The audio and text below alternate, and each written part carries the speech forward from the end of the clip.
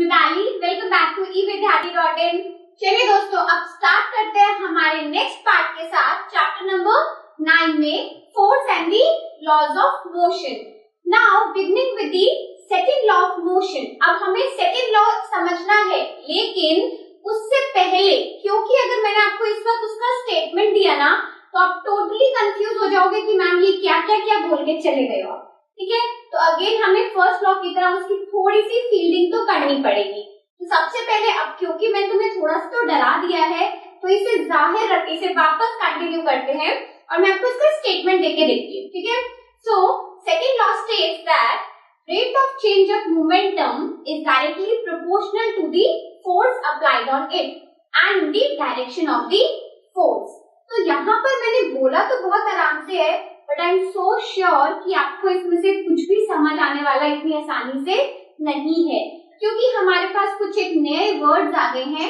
Force से तो हम काफी इंट्रोड्यूस्ड हैं, मतलब पता है, लेकिन मोमेंटम क्या है, अब ये मोमेंटम क्या नई चीज आ गई है। सो मोमेंटम तक जर्नी को कंटिन्यू करने के लिए ना फील्डिंग करनी बड़ी जरूरी है। ठीक है, तो इसलिए चलिए स्टार्ट करते हैं एक बार कि हम एक एक करके अपने ना कीवर्ड्स को सबसे पहले समझेंगे। एक बार फोर्स उठा लेते हैं और एक बार मोमेंटम। तो फॉर द टाइम बीइंग हम यहाँ से मोमेंटम को हटाते हैं, अभी मोमेंटम के बारे में बात नहीं करेंगे। ठीक है, सिर्फ फोर्स के बारे में बात करेंगे और देखते हैं कि हमें समझना क्या है कि फोर्स डिपेंडेंट किस पे होती है।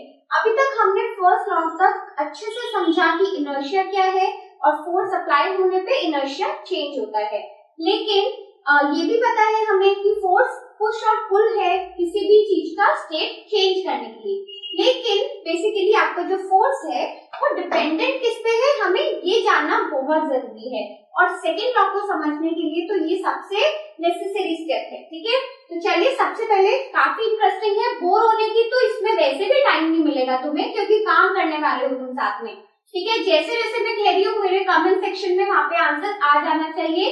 एक बार देखते हैं फोर्स में हमें क्या करना है। ठीक है, सो बहुत इजी सा सवाल है यहाँ पर।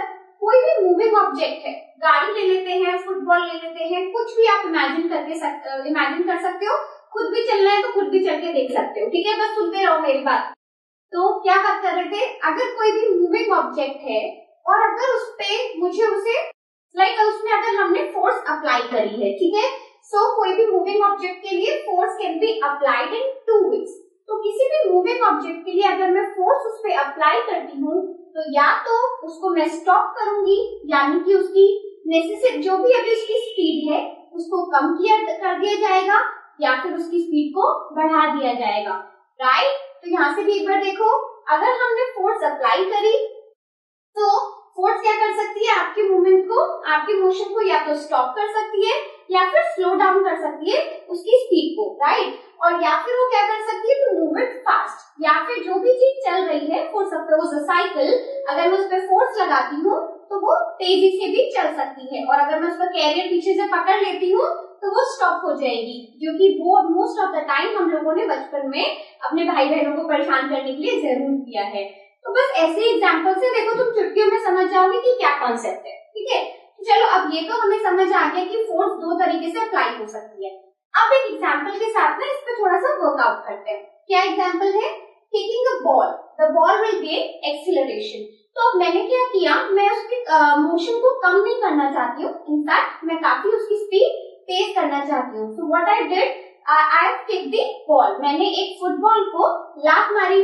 आप भी मारते हो, आप तो फुटबॉल के, आपको तो ग्लास भी पड़ा हुआ मिल जाए तब भी मार देते हो। तो किसी भी एक चीज को हमने किक किया, ठीक है, बॉल को, और अगर हमने किक किया तो उसके अंदर क्या आएगा, उसकी वेलोसिटी चेंज होगी, और वेलोसिटी के चेंज को क्या कहा जाता है, एक्सीलरेशन कहा जाता है। यानी कि उसके अंदर क्या आएगा, एक्सीलरेशन आएगा।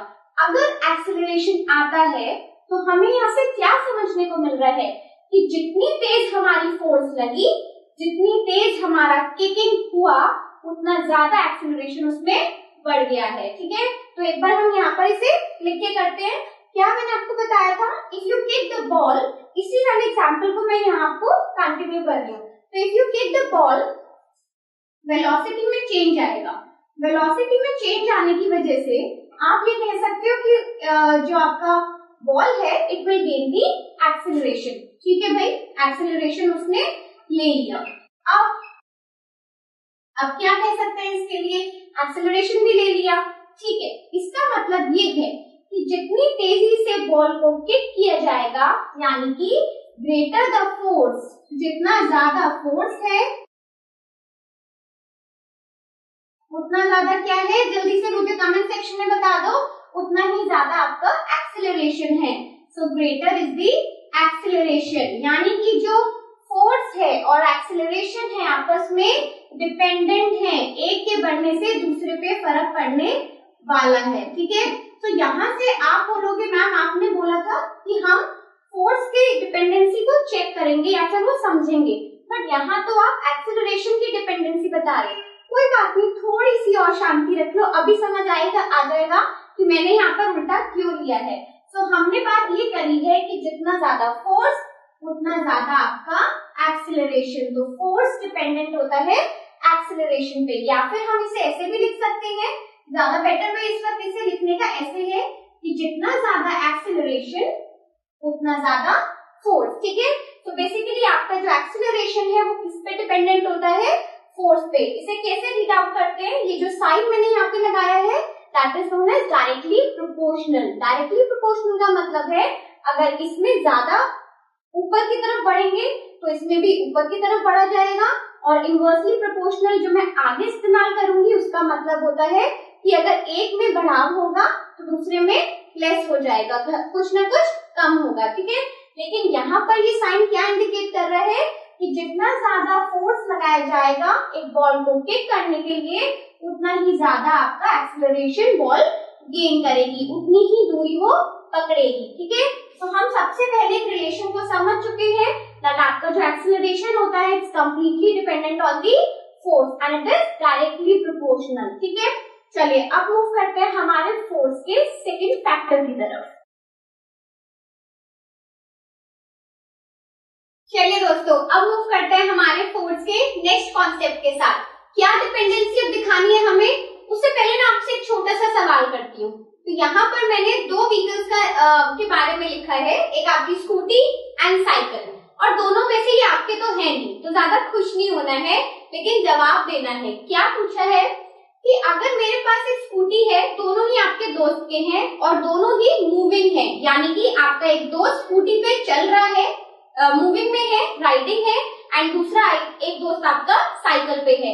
तो एक हमारी बहुत आदत होती है कि छेड़ना है तो पीछे से जाके रोकते जरूर है। ठीक है, तो आप मुझे ये बताइए कि अगर मैं स्कूटी, एक मूविंग स्कूटी को पीछे से रोकना चाह रही हूँ और एक साइकिल पे अगर हम उसे पीछे से रोकना चाह रहे हैं, तो दोनों ही केस में कौन सा ज्यादा आसान है रोकने में या फिर उसकी वेलोसिटी में चेंज लाने में, यानी कि हमारी चलती हुई साइकिल की स्पीड में चेंज लाने में? ऑब्वियसली साइकिल में ज्यादा आसान है। क्या है उसका रीजन? क्योंकि आप बोलोगे हम साइकिल हल्की है, आसानी से एक हाथ से भी हम तो रोक के दिखा सकते हैं, तो बस यही है इसका आंसर कि साइकिल हल्की है। सो दैट मीन्स कि मैं लेस मास की बात कर रही हूँ। जितना ज्यादा किसी भी बॉडी का मास कम है उतना ज्यादा उसकी वेलोसिटी में आप चेंज ला सकते हैं, यानी कि lesser the mass more the acceleration. Velocity change क्या? वेलोसिटी चेंज हमारी एक्सेलरेशन होती है।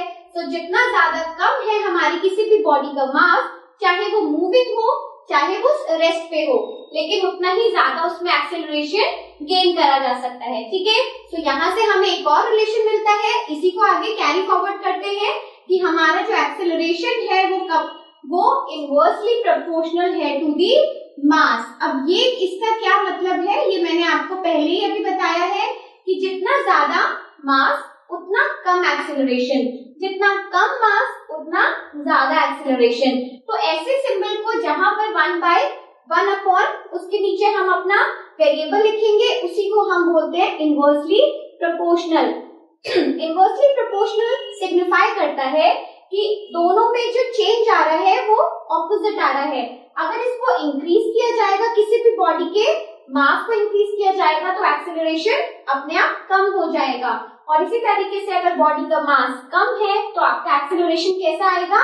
ज्यादा आएगा। ठीक है, सो आई होप आपको ये दोनों जो मैंने अभी एक रिलेशन हमने इससे पहले इक्वेशन और ये हमारा दूसरा रिलेशन है, ठीक है। तो दोनों को हमने नंबरिंग कर दी है, अब साथ में इन्हें कंबाइन करेंगे, ठीक है। चलिए आगे बढ़ते हैं, क्या करेंगे, वी हैव टू इक्वेशंस, और अगर मैंने साथ में लिखना चाहती हूँ, अभी के लिए आप ये दोनों जो साइन मैंने यहाँ पे यूज करे, you can imagine it as equals to, ठीक है, क्योंकि हम मैथ्स में इक्वल्स टू ज्यादा यूज करते हैं, तो आप इसे इक्वल्स टू की तरह इमेजिन कर सकते हैं, उसमें कोई प्रॉब्लम नहीं है, बट याद रखिए कि उसे लगाना नहीं है, ठीक है। चलिए अगर मैं दोनों को कंबाइन करती हूँ तो मैं ये कह सकती हूँ डायरेक्टली प्रोपोर्शनल, और यहाँ पर f के पास डायरेक्टली प्रोपोर्शनल है और m हमारे यहाँ पर नीचे है, तो मेरा एक रिलेशन बना कि एक्सेलरेशन जो है f बाय m पे डिपेंडेंट है, ठीक है। अब क्योंकि मुझे फोर्स का रिलेशन चाहिए था, एक्सेलरेशन तो भाई मोशन में बहुत पढ़ चुके हैं, मुझे उससे निकालना नहीं है, मुझे क्या चाहिए था, हमें फोर्स चाहिए था, ठीक है। तो इसलिए हम एक फोर्स के रिलेशन में इधर इसे पुट करेंगे। मैंने अभी आपको क्या कहा है कि आप अपने इमेजिनेशन के लिए या अपने ईज के लिए इसको इक्वल्स टू में इमेजिन कर सकते हैं, ठीक है। सो फॉर सपोज अगर मैं ऐसे इस रिलेशन को लेके चल रही हूँ and I need to find out this force, तो हम क्या करेंगे, मास क्योंकि डिवीजन में है, यहाँ पर जाके क्या हो जाएगा, मल्टीप्लाई हो जाएगा, ठीक है। सो I can write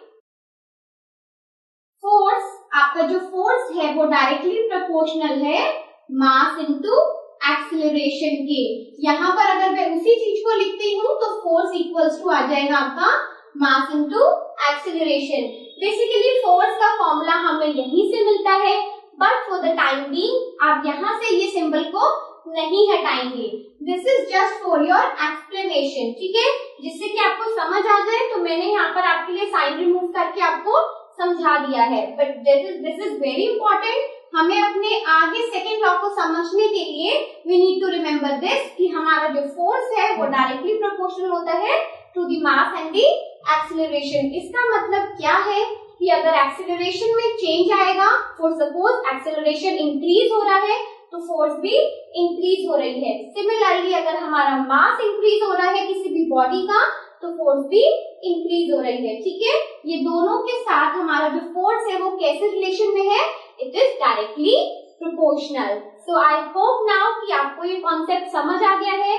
now moving on to the second part of a video, और उसमें हम आगे कंटिन्यू करेंगे अपने सेकेंड लॉ के साथ, ठीक है। So keep watching, keep learning, stay tuned with us, up till then bye.